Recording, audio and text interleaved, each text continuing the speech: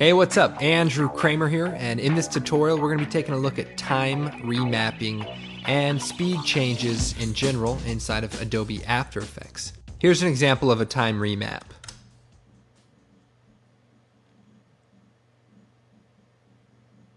In this shot, we speed up to our character's face, we hold on him in slow motion, and then we speed up to the next person, and we hold on him in slow motion and then speed away again. Let's go ahead and take a look at this particular example.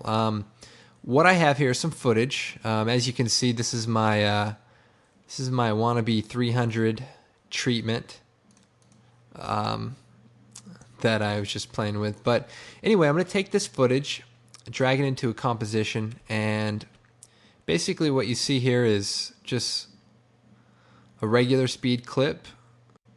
Everyone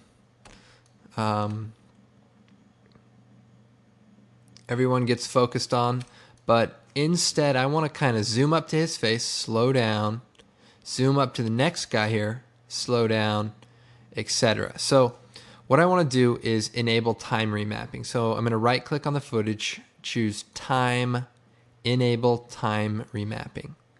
And what this does is creates a new effect parameter and sets a keyframe at frame 0 and a keyframe at the last frame. So what I want to do is go through to the points that are important. So right here when we get up to his face, I'm going to set a keyframe. Move forward to just before he's done being seen, set a keyframe. So at this range between these two keyframes, I want to slow it down in a minute. But for now, let's go up to the next shot. So about right here, set a keyframe. It's a little shorter, but we'll set another keyframe, so his close up. And then the rest of it can just go on as fast as we want. So now, in between these two ranges, we want the speed to be slow. And in between everything else, we want it to be fast. Now, you have to be careful when you're moving these around, because if you move this a little bit, then you're going to screw up the timing between this whole section. So for now, we'll just take two at a time and drag it in. So now it goes really fast, comes up on him, goes real time, because we haven't separated these two keyframes, so it's going to play real time. Then we can speed up the gap here, speed up, and then back to real time here. And then if we take this last one and move it in close, it'll go really fast again. So to play back what I just did, something like this. So a little shaky, a little crazy. What we want to do is instead, between these two gaps where we focus on our character between here and here, we want to spread the gap out. So I'm going to kind of double it, and then for this one, probably even quadruple it so that it goes slow for a long time. So here's just what it looks like right now.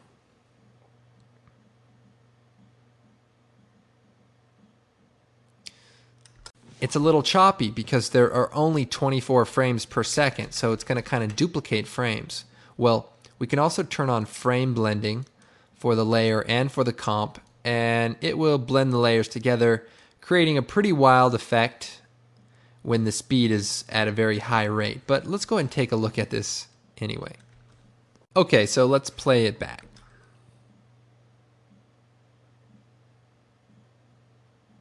Okay, so it's a little crazy, kind of like a dream sequence because the frames are being blended together. Not a terrible way to do things, but might not be the best way to do it. Now, in After Effects 7, there's a new feature called Pixel Motion, and what it allows you to do is interpolate intermediate frames so that you get whole frames that are created from two whole real frames. Does that make sense?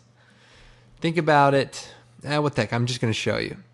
On the frame blending switch, it's got kind of a draft looking line. Well, if you click it again, that turns on pixel motion. So if you see the difference between nothing, that's the original frame being duplicated, frame blending, which is blending the frames together, and pixel motion.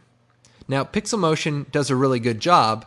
Let's go ahead and play it back right now with pixel motion. So using the pixel motion is the way I actually did it in the original example, where the clip slows down and speeds up. So it is very smooth, and each frame, if I go through here frame by frame, is a unique frame generated from, the whole frames from the original footage. Another way to move keyframes around, like I like the speed, but I need the clip to be a little bit longer. Well, if you select all of the keyframes, hold down Alt and drag the last keyframe, you can stretch them out while maintaining the relative position to one another. So as you can see, they kind of stretch out together. So that's kind of a cool thing if you're trying to slow things down or match time or what have you. So anyway, that's kind of time remapping. Now let's go take a look at another example. I have this ink drop from the Riot Gear DVD collection. It's actually 60 frames per second, playing back at 24 frames per second. So that'll allow us to do some pretty cool things. So if I right click and choose time, enable time remapping, I can go to, say, like almost when the whole thing is completely created. So like around here, set a keyframe for the time remap, and then take these two keyframes by selecting them and bring them in closer. So now it'll go really fast and then slow down. And if we control click on this middle keyframe, it'll go really fast and gradually slow down. And if we stretch these two keyframes out, it'll now even slow down more than the original clip. So let's go ahead and preview that. Okay, so pretty cool. We can also go into the graph editor and make this gradual. So if you select it and just kind of play around with this curve, this is the speed. This is the rate in which the frames are being played back, essentially. So you can kind of adjust it to make it smoother from a fast to a slow. So you can kind of see from the animation now as it really slows into that, slow motion. And I've seen it. You can actually slow into a still frame. So if I delete this last keyframe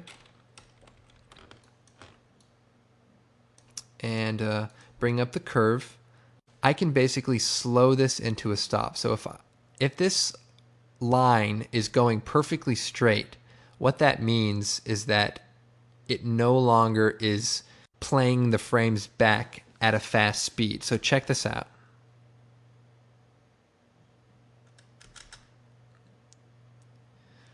Very cool effect. At the end of the movie Cinderella Man, they go from the live action movie and it slows to a still frame of a newspaper clipping, which is a very cool effect. Now, if I turn on frame blending, I should really get a nice slow to stop animation.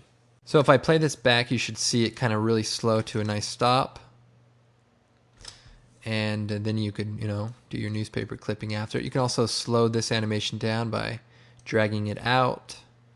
And that's time remapping. Now, let's go ahead and take this same ink drop, shut off time remapping, and let's examine some other ways you can perform speed changes. I can right-click, choose time stretch. I can time reverse the layer so it plays backwards, and I can also make a freeze frame.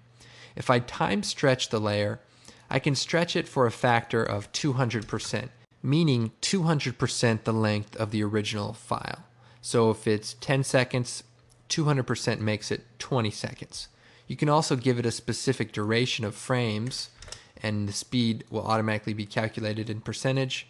You can change what gets held, the layer in point, the current frame, so where your current time indicator is, or the layer out point. If I set it to 10%, this whole clip will play back relatively fast compared to the original. So that's a really good way to work with it. Now, if I go and change the time stretch back to 100%, another way to do speed changes is Effect, Time Warp. And this time warp is a very unique plugin, and it's very powerful, but you do have to understand how it works. Now, right now it's set to a speed of 50%. So if I play this back, it's going to interpolate the speed using pixel motion, and meaning each frame will be unique instead of frame blended like you saw earlier where they kind of blend together. Only problem is on this clip, we can only see half of the video because its speed is at 50%. Now, if we set it to 100%, we'll see the end of the video at the end of this clip. But if you set it to 50%, it gets cut off. And that's just the way After Effects works as far as the architecture. So the solution is to pre-compose this layer. So if I choose Layer, Pre-compose, I want to leave all the attributes in this comp. So leave this here and let the effect be applied to it, but apply it to a composition of the footage being inside. What this allows us to do is open this composition up by Alt double clicking, and then if we go to the composition settings for this comp, we can make the duration 1200 or twice the length of the original. And although it's just going to be blank after the clip, this allows us a placeholder for the ink to be extended beyond the point when it gets cut off from the time warp. So if I go to the composition settings again, change the frame rate to 1200, you'll see my clip gets cut off here, but I can extend it. Now if I disable the time warp effect and go past a certain point, it cuts off and all I see is blank frames. But if my time warp effect is on at 50%, I now have the room to stretch out beyond what I was doing before. So if you change your speed to 25%, you'd want your pre-comp settings to be 4 times the length of the original clip. So instead of 1200, you want it 2400 frames. And then when I go back in here, also change my composition settings to 2400 frames, or seconds. You can calculate it that way. And that way, there's room for it to stretch out. Play around with the settings in here. When you're working, you may want to use frame mix, which is a fancy word for frame blending. And that will be, that'll get you faster previews while you're working, and then pixel motion for your final render. This is a really great way to also do the speed start to stop. So if I set a keyframe at speed for 100% at this point, move forward, say right here, I don't know, just move forward a little bit and change the speed to 0%. Then if I play this back,